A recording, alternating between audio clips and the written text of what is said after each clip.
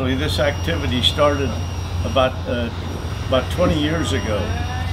One of the guys that lived out in the backcountry had a big shop, and he started making toys and invited us out to help him make toys. All these toys were built for distribution and giving away to needy children and organizations. It turned out that as the program developed, that the program was transferred to one of the people here. Pat and Jerry own this home here, and they made it available since Jerry had made a wonderful workshop out here on the side of his house. He made this wonderful workshop, and some of the toys that had been started out in the backcountry were not finished, and so he volunteered, he and several other woodworkers volunteered to finish up these toys that they had started. As they went along, they decided they were going to make more toys, and this was about between 15 and 20 years ago. There was so much interest in it that they finally contacted me, who was working on the toys anyway, but I had the background of engineering background for helping to design the toys. So they asked me if I'd come over and help them run the program of making these toys. So it just evolved over a number of years. That we started out with 4 or 5 people, and people heard about us, got interested, and wanted to come out and help us. So we, over the 15-20 years, we've been expanding this program to where now we've been making as many as 2,000 toys a year. In the 20 years or so that we've been making toys, we have made in excess of 40,000 toys that we have distributed to needy children and needy organizations, and the military, I might add. So it's the idea behind it of being a charitable organization and helping out the needy appealed to a lot of people, and it was, I think, a big incentive for them to continue coming week after week after week, contributing their time and actually some money, because it's, you have to drive, we have wear and tear on equipment, we have to provide for. So we wanted to show you just a few of the toys we've made.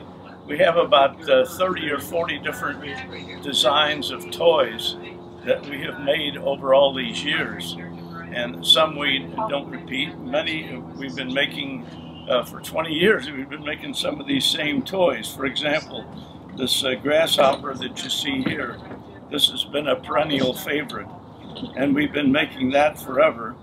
Not long after that, we started getting a little fancier, and we're making helicopters that would work like this, and we've added all kinds of things.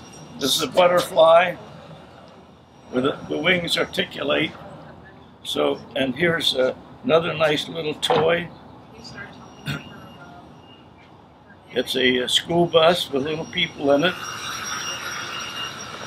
We have a lot of toys that a lot of them are aimed kind of at boys, but we try to make plenty of toys for girls as well. Most of the toys can be played with either boys or girls. This is a little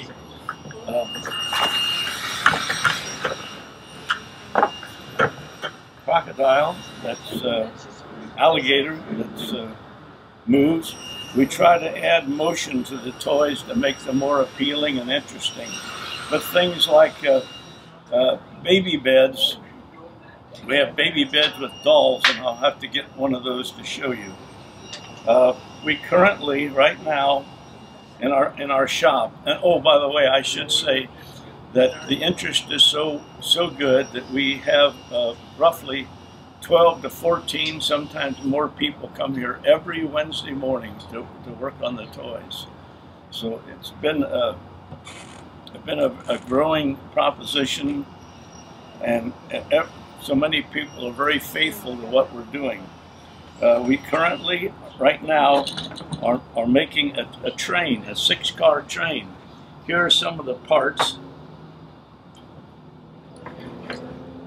Some of the parts to the train. They're not all here.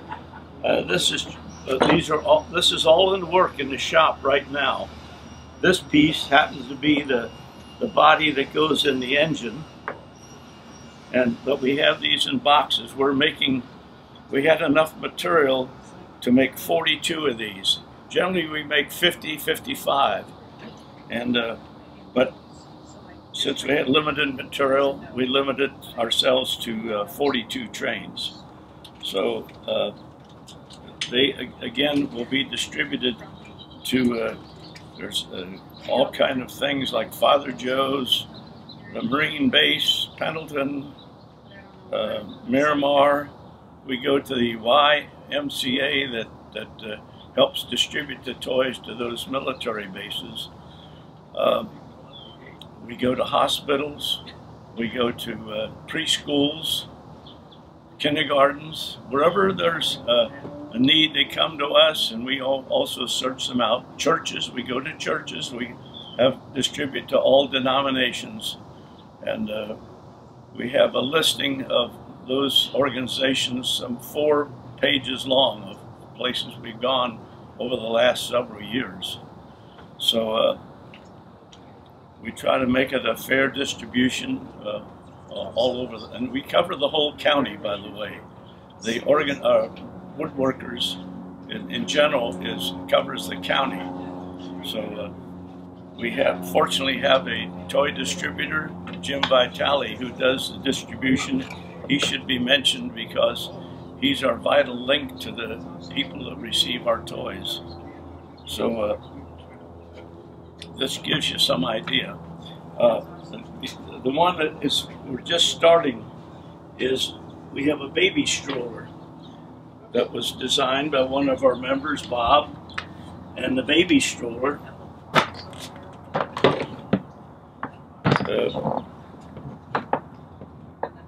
in our work we get other people to help us. For example, for the baby beds and for this stroller, we recently found an organization called the Doll Ladies, and the Doll Ladies are willing to make dolls to wherever they might be needed.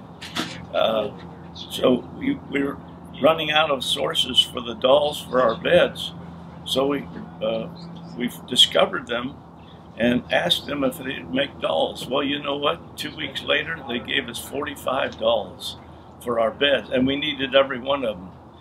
We started the stroller, so we went to talk to them about that, and they said, sure, we'll make you a bigger doll for your stroller. So this is in the work. We're just starting this one. We're just gathering material right now. The guy that designed it already has all the material for the cloth part, and his wife and he are putting those together, and then we'll make the rest. We make our own wheels. We're also designing the wheels kind of separately to make them look kind of classy.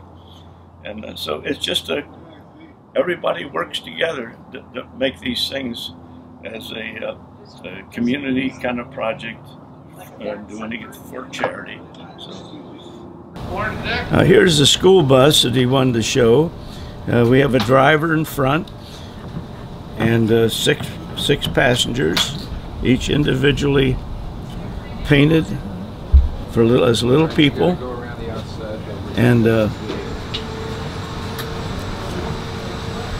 we have about 3 artists that help us with the painting, and we help them out, but they, as you can see, they paint all these little dolls one by one. We're going to be making 50 of these, so if you count out 7 per, you find that we need 350 dolls, so gets to be quite a huge quantity. Here's a butterfly which we make, and it runs by cams underneath that lifts the wings up and down.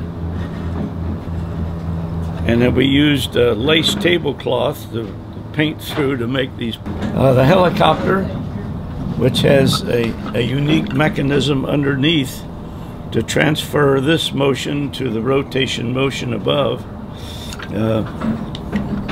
Would be a grasshopper, of course. And we have any number of rolling toys like this. Just like I say, this is just a sample of one. This is how we paint little pieces like this. These are going to be headlights for the locomotive. They're going to be painted white.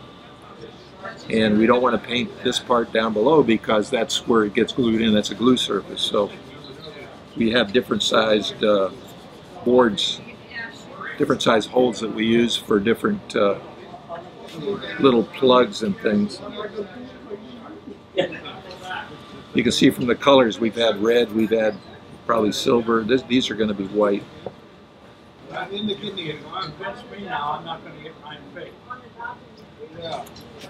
So I'm ready to go paint these white now because I think I have enough.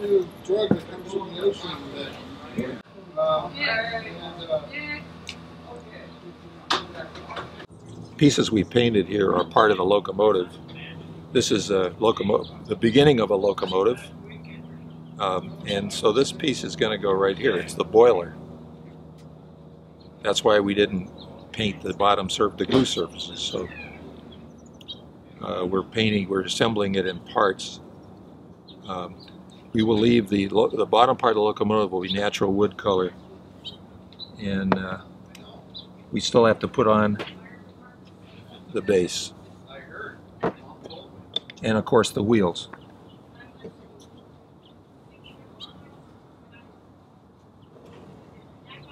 That's what the locomotive will look like. It will have a small roof on it, overlapping back and front.